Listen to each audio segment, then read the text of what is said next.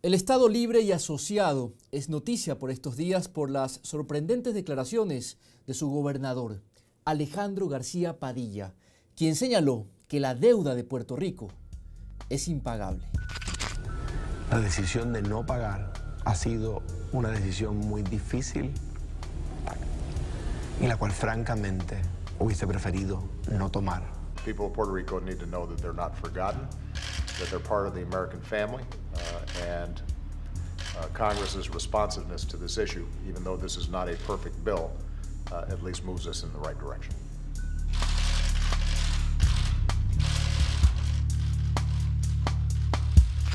La semana pasada, Barack Obama promulgó la Ley Promesa, una norma adoptada por el Congreso de Estados Unidos que permite a Puerto Rico, al borde de la quiebra, reestructurar su deuda que supera los 70.000 millones de dólares. El llamado rescate financiero estará a cargo de una Junta de Control Fiscal que tendrá más poderes que el propio gobierno local y cuyos miembros serán designados por el Congreso y el presidente de Estados Unidos. El hecho aviva un debate sobre lo que muchos califican como el último resabio del coloniaje en América Latina y se ha convertido en tema central de la campaña electoral por la gobernación de la isla que celebrará elecciones el próximo 8 de noviembre. Hoy, en Mundo al Revés, tenemos una invitada especial. Mi nombre es Abraham Verduga. Empezamos de inmediato.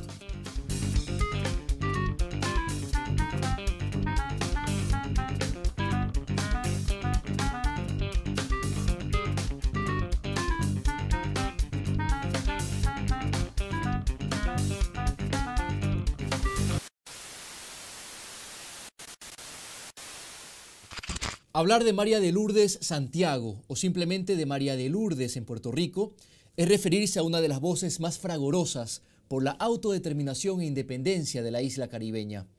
Con una trayectoria ligada a la lucha contra la situación colonial de su país, esta abogada y actualmente senadora encabeza la papeleta del Partido Independentista puertorriqueño como su candidata a la gobernación, siendo la primera mujer independentista en la historia en aspirar a esa posición. Les muestro más de su perfil. Necesitamos de cada uno de ustedes, porque la política real no es solamente la que se hace en los lugares visibles, es la que se hace abajo. Hay que estar en cada conversación, en cada espacio, en cada foro, hablando de la Asamblea de Estatus y utilizando además esa coyuntura para despejar los mitos que tantos años de colonialismo han sembrado.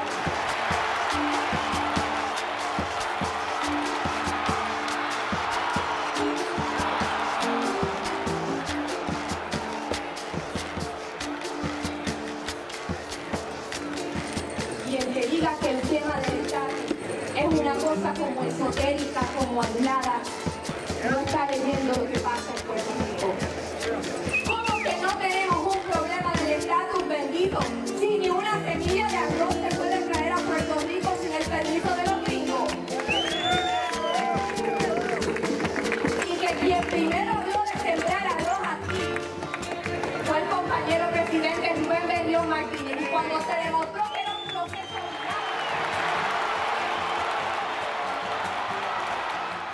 Senadora María de Lourdes Santiago, realmente es un placer poder establecer este contacto con usted. ¿Cómo está? Muy bien, muy contenta de tener esta oportunidad de hablar con ustedes. Estoy muy agradecida.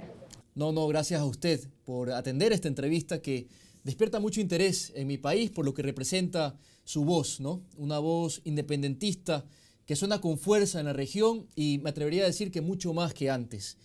Senadora, empezamos. Desde el año 1952, la jerga oficial asigna a Puerto Rico ese estatus de Estado libre y asociado. ¿Qué debemos entender por eso?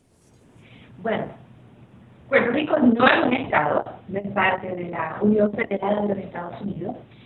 Ciertamente no es libre. En Puerto Rico aplican todas las decisiones del Congreso de los Estados Unidos, en el que nosotros no tenemos ninguna otra representación que un personaje bastante patético que se llama comisionado residente, que tiene voz pero no voto en la Cámara de Representantes, y no estamos asociados porque se trata de una relación profundamente desigual en que es muy poco lo que tenemos que decir los puertorriqueños. Nuestra injerencia en asuntos públicos se limita muy estrechamente a lo estrictamente local. Y ahora, con la llegada de la Junta de Control Fiscal, que de nuevo es una imposición del Congreso de los Estados Unidos, es un grupo de 7 personas que va a tener poderes absolutos sobre el gobierno de Puerto Rico. Es una auténtica dictadura, son 7 individuos nombrados por el presidente de los Estados Unidos que tienen incluso poder de veto sobre la legislación local que se apruebe. Lo que determine la Asamblea Legislativa y el gobernador o gobernadora de Puerto Rico solamente entrará en vigor si lo aprueba la Junta, van a tener facultad absoluta de administración de todo el presupuesto. Así que el pequeño resquicio de autoridad que tenía el gobierno puertorriqueño está por desaparecer. Pero Puerto Rico tiene una constitución propia que fue redactada por los puertorriqueños. ¿Qué alcances tendría entonces esa Carta Magna? O mejor dicho, ¿cuáles serían sus limitaciones, ¿no?, dentro de esta figura sui generis del Estado libre y asociado? La Constitución de Puerto Rico se aprobó como parte de un proceso que se dio entre 1950 y 1953. Los Estados Unidos se encontraban muy mal ante la opinión internacional, pretendiendo ser los paladines de la democracia en el resto del planeta mientras mantenían una colonia en nuestro país. En el 1950 se aprueba una legislación del Congreso estadounidense, la Ley 600, que le permite a los puertorriqueños convocar una asamblea constituyente para que redacte una constitución. Pero esa constitución, preparada por la constituyente, no es la que votan los puertorriqueños. Los puertorriqueños ejercen su juicio electoral sobre lo que sobrevive al escrutinio del Congreso de los Estados Unidos. Por lo tanto, la Constitución del Estado Libre Asociado de Puerto Rico no es en realidad otra cosa que una ley del Congreso de los Estados Unidos. Y recientemente este tema ha sido objeto de discusión por el Tribunal Supremo de Estados Unidos, que enfrentado a una controversia en un caso penal sobre doble exposición, aborda el tema de nuestra inferioridad política para determinar que en toda acción, en toda autoridad, en todo ejercicio que se derive de la Constitución del Estado Libre y Asociado de Puerto Rico, en realidad lo único que opera es una delegación específica de poderes del Congreso de los Estados Unidos, que es, como ellos llaman, the ultimate source, la fuente última de poder, sobre todo en Puerto Rico, no somos nosotros. Es el Congreso estadounidense que opera bajo la cláusula de poderes plenarios de la Constitución de Estados Unidos, que permite que sobre sus territorios, que es el estatus, jurídicamente lo que corresponde a Puerto Rico, el estatus de territorio, tienen las facultades más amplias posibles. En teoría, de hecho, y eso lo ha adelantado el Ejecutivo de los Estados Unidos, en uno de los informes que ha preparado el grupo de trabajo de la Casa Blanca, en teoría los Estados Unidos podrían disponer del territorio puertorriqueño, empaquetarnos y entregarnos a otro país, que fue exactamente lo que hizo España en el 1898, cuando como parte del Tratado de París que le puso fin a la guerra hispanoamericana nos cedió a los Estados Unidos. Y escucharla a usted ayuda a desmitificar todo lo que gira en torno al estatus, ¿no?, a las ficciones que vende ese estatus, ¿no?, a la cercanía con Estados Unidos. Se habla de prosperidad, se habla de que Puerto Rico es una vitrina de la democracia, se habla de los múltiples beneficios que tienen los ciudadanos de la isla, de la protección económica, lo cual es toda una paradoja, dado el contexto. En fin, ¿todo eso resulta ser una tramoya, senadora? Definitivamente, una tramoya jurídica con implicaciones en lo material que ahora es que se hacen más evidentes. Durante un tiempo Puerto Rico vivió un espejismo de prosperidad económica, pero como en toda relación de desigualdad política, el sistema económico colonial, basado en una economía de enclave, ha terminado por colapsar. En Puerto Rico, esos momentos de aparente prosperidad estaban basados en la prosperidad del capital extranjero. Para que tengas una idea, el 70% de lo que se exporta de mi país corresponde a un solo renglón económico, el de los químicos y farmacéuticos, porque son renglones altamente privilegiados en el trato contributivo, pero responden en su totalidad a capital extranjero. Son empresas estadounidenses que operan en Puerto Rico sin tener que retribuirle a mi país lo que generan en ganancias en estos tiempos de crisis, en tiempos en que el gobierno de Puerto Rico está literalmente en la quiebra. O sea, no sabemos cómo se le va a pagar a los empleados públicos el mes que viene.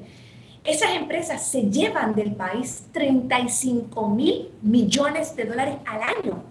en ganancias, dividendos e intereses. Es una cantidad obscena de dinero en un sector privilegiado, pero que funciona solamente en función de su beneficio, mientras que el resto de la población actualmente enfrenta una situación muy, muy dura que se ha dramatizado sobre todo en el exilio. El año pasado se fueron de Puerto Rico 84.000 puertorriqueños y puertorriqueñas, forzados por la falta de empleo.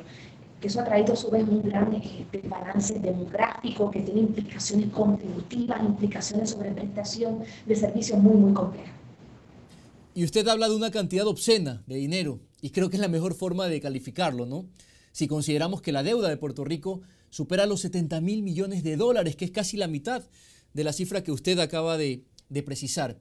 Hay una recesión, senadora, que se viene arrastrando ya hace algunos años, y bueno, ha trascendido hace escasos días que la isla cayó en el primer impago de deuda garantizada de su historia. Y bueno, hay quienes dicen que es una decisión alentada por esa protección jurídica, entre comillas, que Washington le ha conferido tras anunciar el rescate de Puerto Rico. Mi pregunta es, ¿cuál es el costo del llamado rescate? Y me refiero al costo en términos de soberanía, senadora. Primero, mira, la economía de Puerto Rico, contrario al mito que se ha querido vender de publicidad, ha ido decreciendo en la medida en que aumentan las transferencias y la injerencia del gobierno de los Estados Unidos. En los años 70, Puerto Rico estaba creciendo a un 7% anual. Y en ese momento las transferencias federales, el dinero que le daba a los Estados Unidos a Puerto Rico, rondaba por ahí un 7% del Producto Interno Bruto.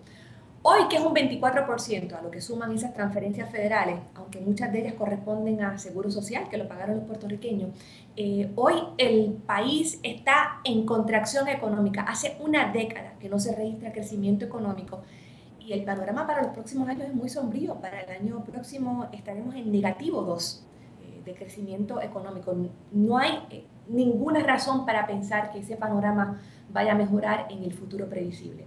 La deuda que tiene el país, esos 72.000 millones de dólares que debemos, se refieren únicamente a las obligaciones con los bonistas, a la gente que le prestó dinero al gobierno de Puerto Rico, dicho sea de paso, muchos de ellos en unas condiciones tremendamente favorables. Esos bonos de Puerto Rico que realmente producían unos réditos importantes, no tributaban. Eran bonos triplemente exentos, no pagaban en Puerto Rico, no pagaban en jurisdicciones locales en Estados Unidos, no le pagaban al gobierno federal de Estados Unidos. Así que hubo mucha gente que se hizo muy rica prestándole dinero al gobierno de Puerto Rico. Hasta que surgió esta situación donde el gobierno se ve forzado al impago, que era algo perfectamente predecible. Y ahora debemos esos 72.000 millones de dólares a los bonistas, pero hay otra deuda también. Por ejemplo, los sistemas de retiro de empleados públicos en Puerto Rico, que son la única fuente de ingresos de decenas de miles de personas que le dedicaron la vida al servicio público, se quedan insolventes en un plazo de año y medio. No vamos a tener con qué pagarle a nuestros jubilados.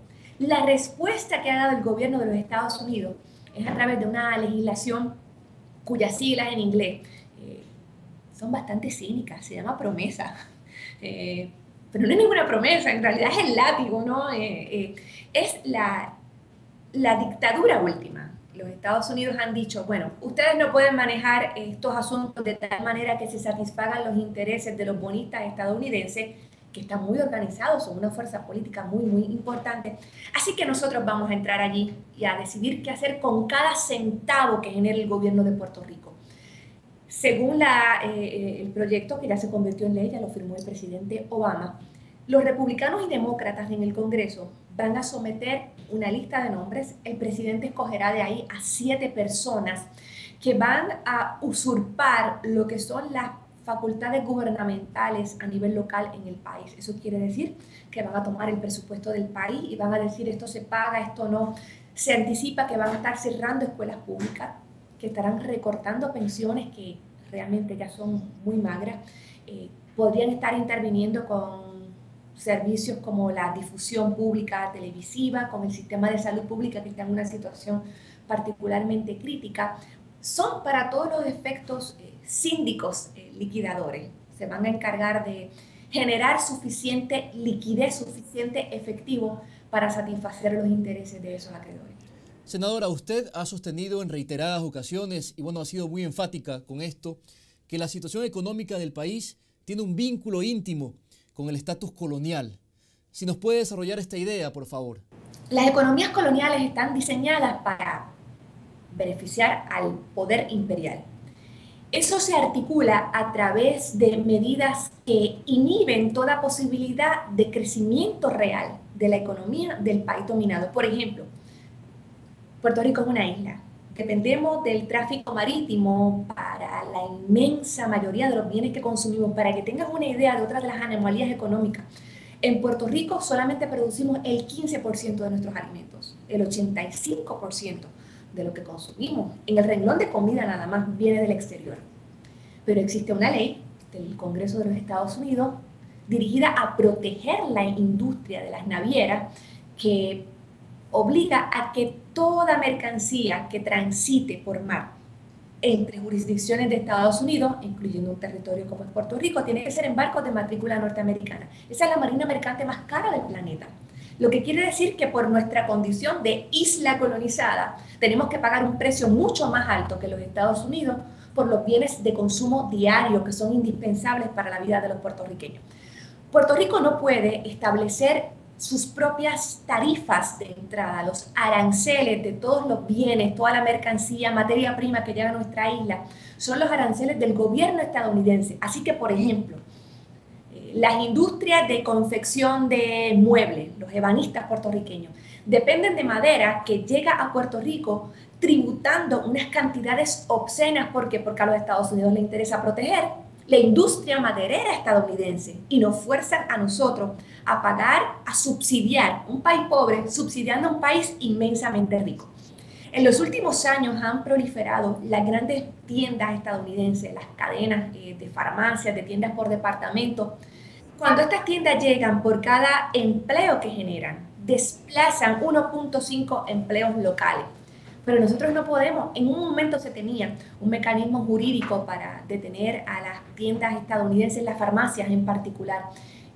Ese mecanismo fue impugnado ante el Tribunal de los Estados Unidos en Puerto Rico. Se determinó que toda legislación que pudiera servir como obstáculo para la entrada de tiendas estadounidenses violaba la cláusula de libre comercio de la Constitución de los Estados Unidos y nos ataron las manos. Así que aquí llega la empresa estadounidense que quiera, en las condiciones que quiera. Y lo que ofrecen fundamentalmente son empleos a tiempo parcial, en precario. Todas esas son instancias. Nosotros no podemos, por ejemplo, privilegiar productos puertorriqueños sobre productos estadounidenses. No podemos controlar qué llega, en qué circunstancias. No podemos establecer legislación comercial que vaya en detrimento de intereses de los Estados Unidos. Cada línea de un acuerdo comercial que firma el gobierno de Puerto Rico está sujeto a revisión por el Departamento de Estado de los Estados Unidos. Así que son condiciones que inhiben el crecimiento. Eso es lo material. Pero también un elemento intangible en la condición colonial, que opera a través de un sistema educativo, de una historia tergiversada, escrita por los que apoyan al sistema, que niega la verdad sobre el independentismo, que ha sido una fuerza vigorosa, perseguida, pertinaz, importante, pero eso no se aprende en las escuelas de Puerto Rico. Los independentistas estamos excluidos de esa versión de la historia oficial, que está a su vez contaminada por declaraciones que se le imprimen a los niños. Nosotros de pequeños nos dicen, Puerto Rico es pequeño, no tiene suficientes recursos naturales, dependemos de los Estados Unidos, sin los Estados Unidos no podemos asumir control de nuestro destino. Y eso opera como una emboscada psicológica que genera un sentido profundo de minusvalía que se ve acentuado además porque las políticas a las que nos obligan los Estados Unidos forzosamente nos distancian de nuestro entorno natural, que son las Américas, que es el Caribe, que es el resto. La gente como ustedes, que comparten nuestro idioma, nuestra cultura. Yo tengo como puertorriqueña más cosas en común contigo, que estás en Ecuador, que con un estadounidense. Nosotros, imagínate, hay una cultura de resistencia cultural. Nosotros nos referimos al idioma inglés como el difícil. Llevamos 118 años de colonialismo estadounidense y aquí seguimos siendo boricuas, somos puertorriqueños, nos resistimos al inglés. nos referimos a ellos todavía como los gringos, siguen siendo extranjeros para nosotros.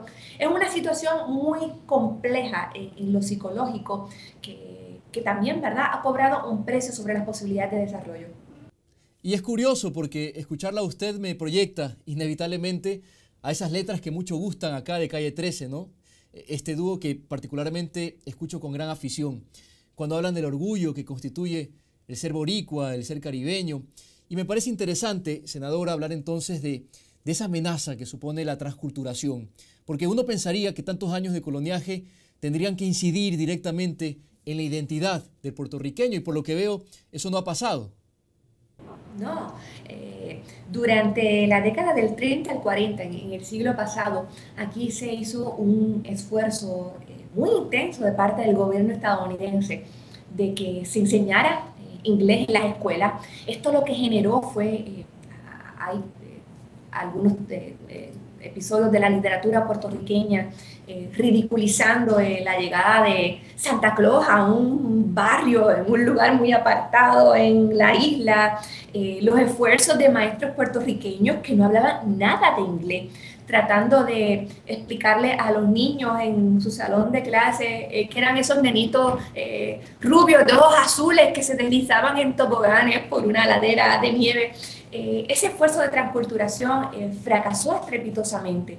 Y en Puerto Rico, a pesar de que todavía el independentismo no es la opción de la mayoría de los puertorriqueños, hay un sentido de identidad nacional tan y tan fuerte que curiosamente se hace más intenso cuando hay, por ejemplo, confrontaciones deportivas, cuando juega el equipo de baloncesto de Puerto Rico con el equipo de baloncesto de los Estados Unidos. Eso es un evento nacional. Y cada punto que anota nuestro equipo, la gente lo percibe como una reivindicación por los años de presencia estadounidense. Y lo que ha estado ocurriendo en los últimos tiempos, la indignación que ha generado la imposición de la Junta de Control, el desdén con que nos tratan los Estados Unidos, va de alguna manera canalizándose junto con esa forma de resistencia cultural para crear una conciencia política que no existía hace 5, 10, 15 años. Y en ese sentido, la crisis que atravesamos, yo confío que va a servir para abrir unas vías distintas para el desarrollo de nuestro país, para la descolonización. Mientras fue conveniente para los Estados Unidos, el gobierno de esa nación alimentó el mito de un supuesto pacto entre Puerto Rico y Estados Unidos, encarnado a través del Estado Libre Asociado, sembrando la idea del colonialismo por consentimiento. Aún hoy, algunos compatriotas, cómplices del régimen colonial, comparecen ante el comité que por 40 años ha condenado el colonialismo a lamentar que los Estados Unidos al fin acepten la naturaleza colonial del ELA y a reclamar al Comité de Descolonización el derecho a ser colonia a perpetuidad. Ahora nos toca a nosotros, es el título de un interesante artículo que leía con interés días atrás y que fue publicado por el portal elnuevodía.com. Y su autor es Rubén Berríos Martínez, que es el presidente del Partido Independentista que usted representa en estas elecciones por la gobernación. Y decía lo siguiente, senadora, y cito un pequeño extracto: el americano habló, ahora nos toca a los puertorriqueños.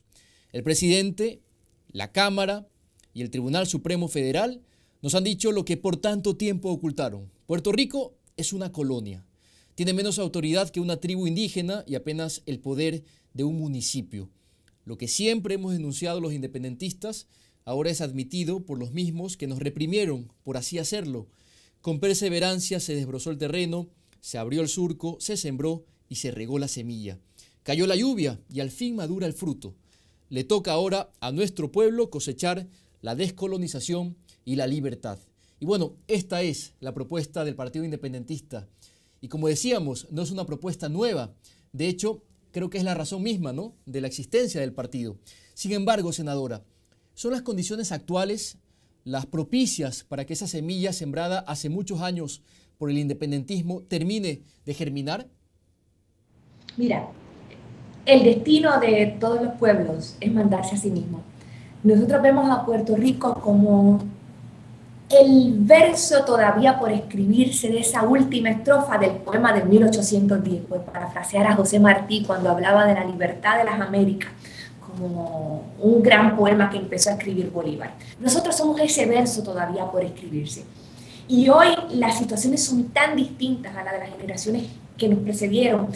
En Puerto Rico era literalmente un delito ser independentista. Hoy nosotros celebramos que el gobierno de los Estados Unidos dice Puerto Rico es un territorio, no tiene ningún tipo de soberanía, su constitución no vale ni el papel en el que está escrito, porque es que eso lo decían los independentistas puertorriqueños y les costaba cárcel, literalmente. La figura más excelsa del independentismo moderno, don Pedro Albizu Campos, líder del Partido Nacionalista, estuvo la mayor parte de su vida adulta encarcelado, no por haber cometido algún delito violento, sino por hablar, por estar en la tribuna defendiendo la independencia de Puerto Rico. Y en el juicio que se celebraban, los varios juicios que se celebraron contra él en el Tribunal de Estados Unidos, la evidencia eran las transcripciones de sus discursos. Y se presentaba en su contra y la de otros compañeros independentistas como muestra de que eran unos delincuentes a los ojos de Estados Unidos. Banderas de Puerto Rico que se habían atrevido a ondear solas, sin que tuvieran la sombra de la bandera estadounidense. Hoy todo eso que costó tanto sufrimiento mantener, ahora es como dice el artículo de Rubén, el abono de ese terreno que por primera vez ofrece la oportunidad de que germine en una amplia mayoría de los puertorriqueños el deseo de ser libre. Y yo lo veo, estamos en campaña electoral, así que yo visito todos los días distintas partes de la isla, hablo con mucha gente que no es independentista todavía, pero que comienza a adoptar nuestro lenguaje, nuestras posturas, y dice, mira cómo abusan los americanos de nosotros, mira esos gringos que se creen, aquí tenemos que hacer valer lo nuestro. Don Pedro Albizu Campos decía que llegaría el momento de la suprema definición, o yanquis o puertorriqueños, y estamos en esa encrucijada, y yo no tengo ninguna duda de que nuestro pueblo va a escoger la puertorriqueñidad. Ser colonia es indigno, pero peor es conformarse con serlo. Es otra frase de Rubén Berríos, ¿no? Bueno, hablemos de su candidatura, senadora. Son 6 candidatos que pugnan por llegar a la fortaleza. 3 son auspiciados por partidos políticos, y me refiero a David Bernier, con el Partido Popular Democrático, que gobierna actualmente. Está también el Partido Nuevo Progresista, el PNP, por sus siglas, un tradicional partido de oposición, con fundamento estadista y varias victorias electorales a su haber. Está, bueno, el Partido Independentista, ¿no? El cual usted representa, el PIB, un partido que persigue básicamente la independencia para la isla. Y hay otros 3 candidatos independientes. La pregunta es, ¿qué diferencia la propuesta de María de Lourdes Santiago del resto de sus contendores? Para empezar, que soy la única independentista y que representa a un partido que nació para luchar para que en Puerto Rico mandemos a los puertorriqueños. Y en esta coyuntura particular de la imposición de la Junta de Control Fiscal, soy la única candidata que mantiene una postura de confrontación absoluta con la Junta. Todos los otros candidatos han dicho, no, ya la Junta es un hecho, ¿qué vamos a hacer? Una ley de Estados Unidos, vamos a colaborar con algunas de las propuestas.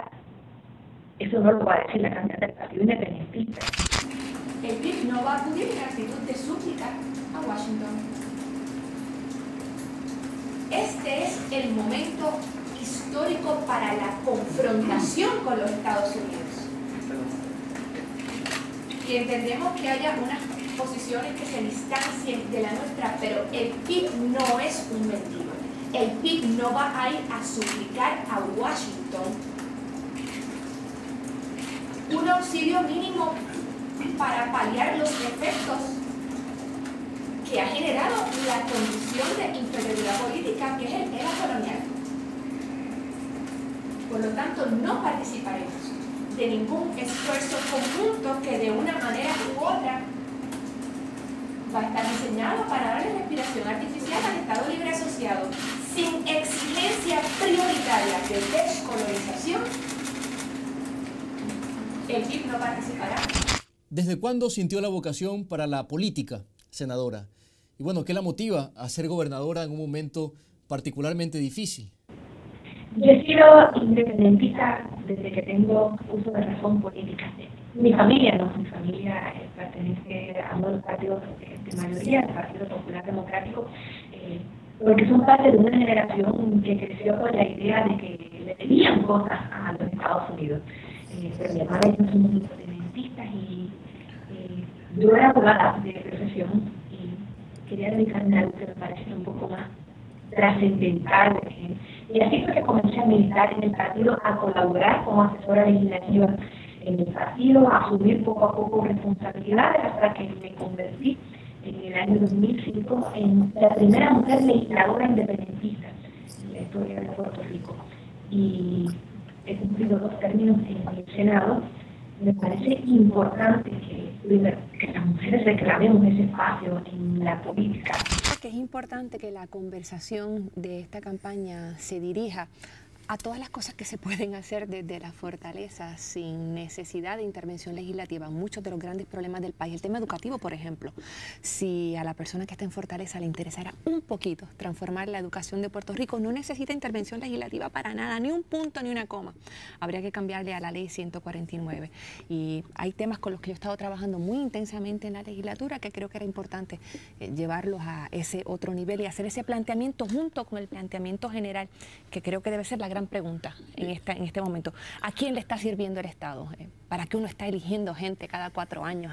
¿Para quién trabaja el gobierno? En Puerto Rico todavía es legal el discrimen por razón de identidad de género en acceso a lugares públicos, en transportación, en vivienda. Es una cosa bastante retrógrada y primitiva, pero estamos pendientes de que se apruebe mi proyecto 1139. Están asuntos pendientes en el Senado que cerraría esa brecha. Sobre la perspectiva de género, aquí se ha querido generar unas confusiones absurdas. De lo que se trata perspectiva de género es de llevar a los niños y niñas a desbancar esas nociones que todavía persisten de que el papel de la mujer debe ser uno sumiso, limitado, encasillado en cierto tipo de tareas. Por ejemplo, uno de los proyectos que más yo he luchado es el tema de la cesárea. Eso es un asunto de perspectiva de género, ¿verdad? Si se operaran injustificadamente a miles y miles de hombres cada año, pues el problema se atendería con algo más de seriedad. Pero como son miles de mujeres las que son intervenidas sin ninguna razón médica y la estadística está ahí, pues entonces el tema se deja un poco al lado. De hecho, ahora mismo mi proyecto sobre cesárea lo está deteniendo una mujer en la Cámara de Representantes, así que la perspectiva de género no siempre está garantizada si es una mujer la que está a cargo del tema. Y hay un episodio que la marca especialmente y tiene que ver con su activismo por la no ocupación de la isla de Vieques, una lucha que inclusive le costó la cárcel. Háblenos sobre eso. La Marina de los Estados Unidos estuvo bombardeando la isla municipio de Vieques durante más de 60 años. Unos 250 días al año se realizaban prácticas con municiones vivas. Era literalmente un pueblo en guerra. Los 2 extremos de la isla estaban ocupados por su totalidad por la Marina, solamente en la franja central vivían y todavía están restringidos a ese espacio los viequenses. Y en el 1999 una bomba hizo blanco en una torre de vigilancia y mató a un empleado puertorriqueño de la Marina de Estados Unidos. Hasta esa fecha, la exigencia de la desmilitarización de Vieques era exclusiva de los viequenses, pero la muerte de ese puertorriqueño, de nombre de David Sáenz, cambió el panorama completamente. Y en ese momento la indignación del país, indignación que nunca había surgido con muertes de soldados estadounidenses, surgió porque matan a uno de los nuestros, transformó el panorama en el país. Y la lucha por la desmilitarización de Vieques se convirtió en la lucha de todos los puertorriqueños, gente de todas las ideologías, sectores cívicos, sindicales, religiosos. Al poco tiempo de esa muerte, el presidente de mi partido, Rubén Berrío, decidió entrar a la zona de bombardeo. Rubén ya había estado preso por Culebra, donde anteriormente se celebraban estas prácticas, en la década del 70, en el año 72. Y retomamos el vehículo de la desobediencia civil para enfrentar, nosotros hablábamos de la fuerza de la moral enfrentada a la fuerza mortal. Durante 364 años el Partido Independentista mantuvo un campamento de desobediencia civil, sirviendo de escudo humano contra los bombardeos. Además de nuestro campamento se establecieron en distintas partes de la isla, otros campamentos auspiciados por instituciones políticas, cívicas, religiosas. Y me tocó a mí dirigir a un grupo compuesto por mujeres, éramos 5 mujeres independentistas, entramos cuando se habían anunciado unos bombardeos en el mes de abril y fuimos sentenciadas a un mes de cárcel, que se cumple en la cárcel de los Estados Unidos aquí en Puerto Rico. Y fue el precio que pagamos cientos, miles de puertorriqueños que estuvimos encarcelados para lograr una enorme victoria, que fue que la Marina de los Estados Unidos tuviera que abandonar nuestra isla. Los cubanos habían logrado erradicar a los Estados Unidos de Guantánamo, y nosotros con nuestra militancia y con esa disposición a pagar con nuestra libertad. Y eso aspiramos que ocurra también con la exigencia de descolonización y de independencia.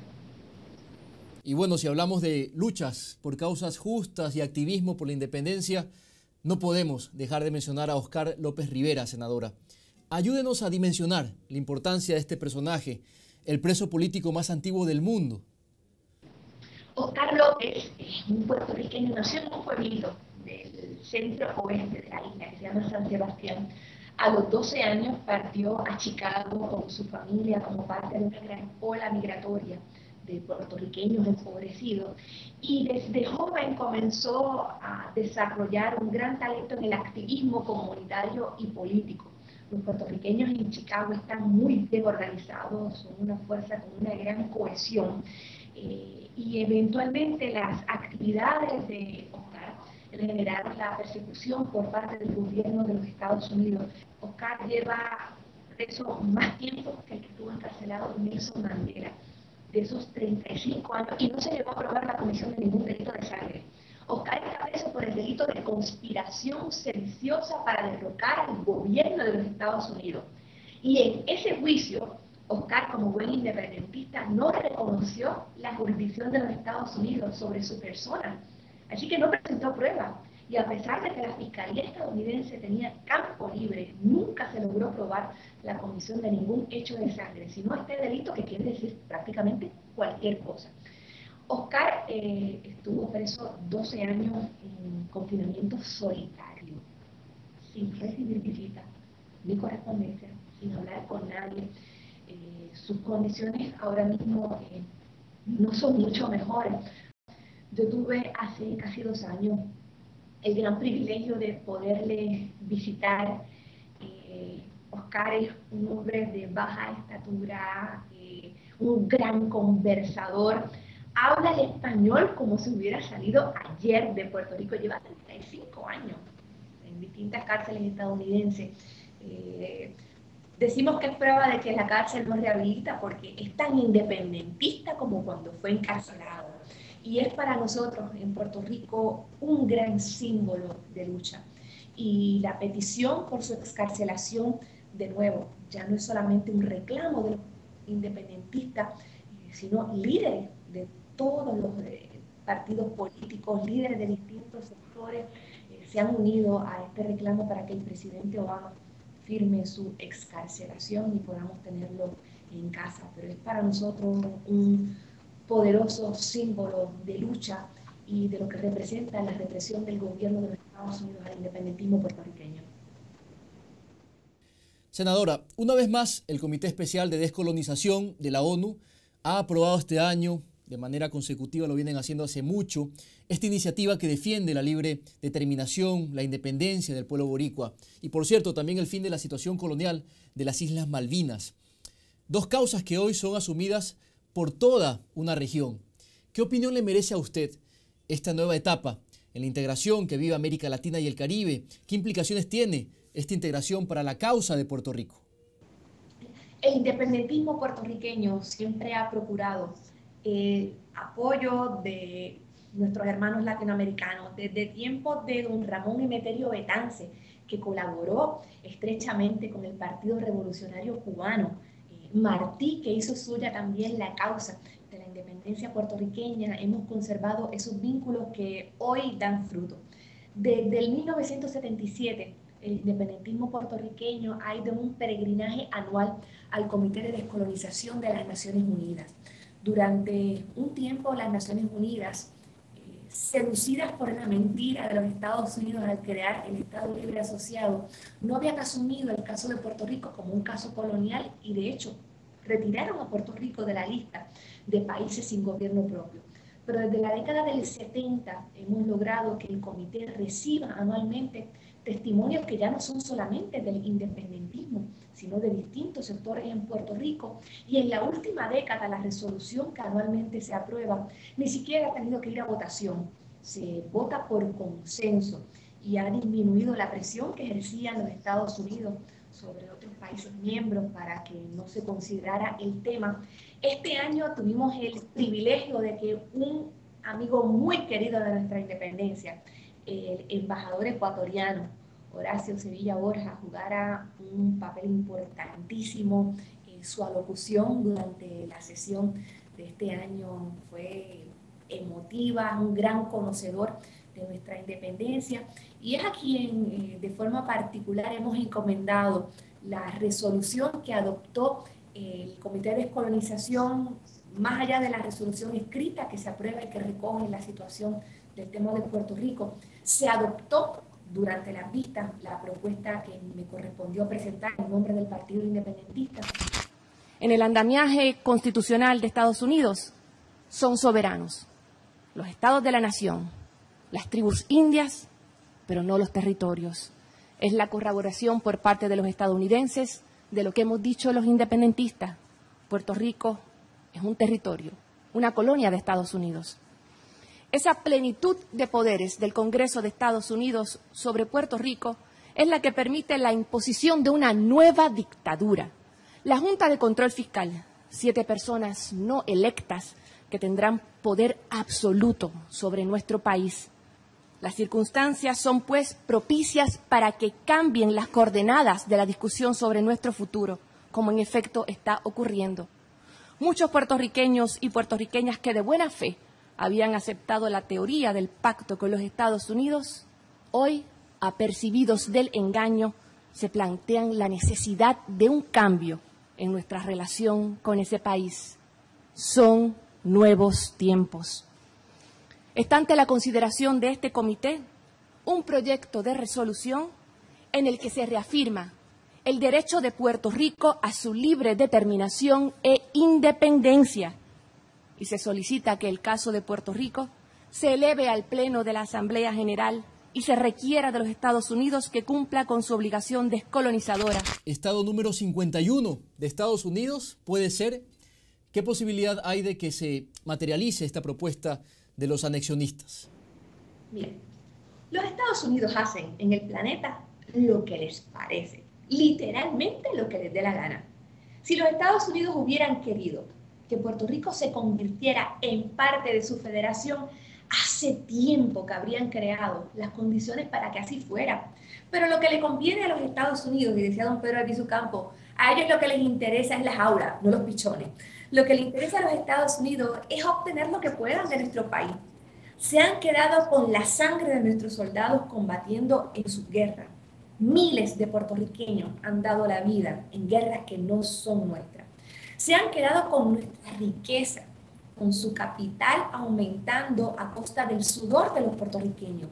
Utilizaron nuestra tierra para experimentaciones de todo tipo, incluyendo la gente naranja que se utilizó en Vietnam y el DDT, y utilizando el suelo de Culebra y de Vieques, nuestras islas municipios, para sus prácticas militares. Ya nos quitaron todo, no hay nada más que nos puedan arrancar. Y es por eso que están dispuestos a reformular su relación con Puerto Rico, no es porque de pronto les haya animado la bondad de su corazón o un espíritu genuinamente descolonizador, pero así funciona la política, así funcionan las transformaciones. Así que no hay nada en los Estados Unidos, ninguna ganancia en incluir a una nación latinoamericana y caribeña, que piensa, habla y sueña en español, cuyo entorno natural es el Caribe y América Latina, con una historia distinta, con una resistencia cultural impresionante y con un movimiento independentista vigoroso y constante. No nos van a convertir en un Estado, de ninguna manera. Nuestro destino natural va a ser la independencia. Vamos terminando, senadora, y agradeciendo sobremanera este tiempo que nos ha concedido.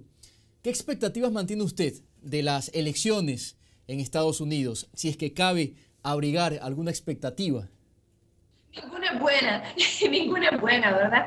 Ninguno de los candidatos estadounidenses se ha pronunciado a nuestra satisfacción sobre el tema de la descolonización e independencia de Puerto Rico. Seguimos siendo un tema accesorio, una nota al calce para ello en la política estadounidense. Pues claro, hay unos que pueden generar más antipatías que otros, sobre todo por sus posturas xenofóbicas, como es el caso de Donald Trump, pero a la hora de la hora yo no sé si hay mucha diferencia en cuanto a los acercamientos reales hacia América Latina, que es el tema de nuestra descolonización. Para nosotros lo fundamental en cuanto a lo que nos toca hacer allá en el norte es forzar a los Estados Unidos a que asuman su parte en el proceso descolonizador, que le hablen con claridad a los puertorriqueños. Yo estoy convencida de que la anexión, de que Puerto Rico sea un estado, es un imposible, pero no me toca a mí decírselo. A los puertorriqueños que buenamente puedan ver eso como una alternativa, le corresponde a ellos que han generado una sumisión en un sector importante del país que ahora exige algún tipo de retribución y piensan que es un reclamo de igualdad el convertirse en un estado de los Estados Unidos. Que le hablen a esos puertorriqueños, que le digan claramente a los colonialistas que se acabó la opción territorial colonial y que nos provean a los independentistas un proceso sensato y justo de transición hacia el momento en que matemos aquí, que nos constituyamos en la nueva República de América Latina. ¿Y qué referencias tiene de mi país, el Ecuador? Acá dependemos de medios como Telesur para obtener información de América Latina, porque como saben los medios corporativos estadounidenses son los que transmiten en español, pues producen una información muy viciada de lo que está ocurriendo en América Latina y el Caribe, así que por eso agradezco muchísimo esta oportunidad, me da mucha alegría poder llegar a hermanos latinoamericanos y una de las aspiraciones de la independencia en Puerto Rico es reforzar esos vínculos entre nosotros. Y tenga la certeza que esa es una aspiración compartida. Senadora Santiago, muchísimas gracias. Para terminar, su mensaje para la audiencia de la televisión pública de Ecuador y bueno, su saludo para quienes observan Mundo al Revés, que es el programa que se honra con tener su presencia el día de hoy. Pero claro que sí. Un saludo afectuoso desde la isla caribeña de Puerto Rico. Estamos luchando para que algún día podamos ser parte de ese gran concierto de naciones independientes que componen a nuestra América Latina y nuestro entorno caribeño. Nuestro agradecimiento por la solidaridad que el pueblo ecuatoriano ha manifestado, el gobierno y las instituciones políticas ecuatorianas que en organismos internacionales como la CELAC, la Internacional Socialista y la COPAL ha apoyado consistentemente nuestro reclamo de descolonización e independencia. Sabemos que llegará pronto el momento que, al igual que ustedes, tengamos una sola bandera ondeando en nuestro suelo, que sea la de nuestra patria y que podamos unirnos a esa gran patria de América Latina, que es nuestro lugar natural, que es nuestro espacio, con hermanos y hermanas como ustedes. Le reitero las gracias y le deseo mucha suerte en su campaña. Un abrazo fraterno desde Ecuador. Muchas gracias a ustedes, un abrazo grande. Gracias por la oportunidad. Y bien amigos, ahí tenían, era la senadora María de Lourdes Santiago, la candidata por la gobernación de Puerto Rico, con sus impresiones sobre el momento histórico que vive la isla. Un país hermano, ese verso pendiente de ese poema por la libertad al que hacía referencia minutos atrás la líder del Partido Independentista. Despedimos así Mundo al Revés, esperando como siempre que el programa haya sido de su provecho. Nuestro próximo encuentro será el jueves, ya lo saben, por la pantalla de Ecuador TV, su televisión pública. Que estén muy bien.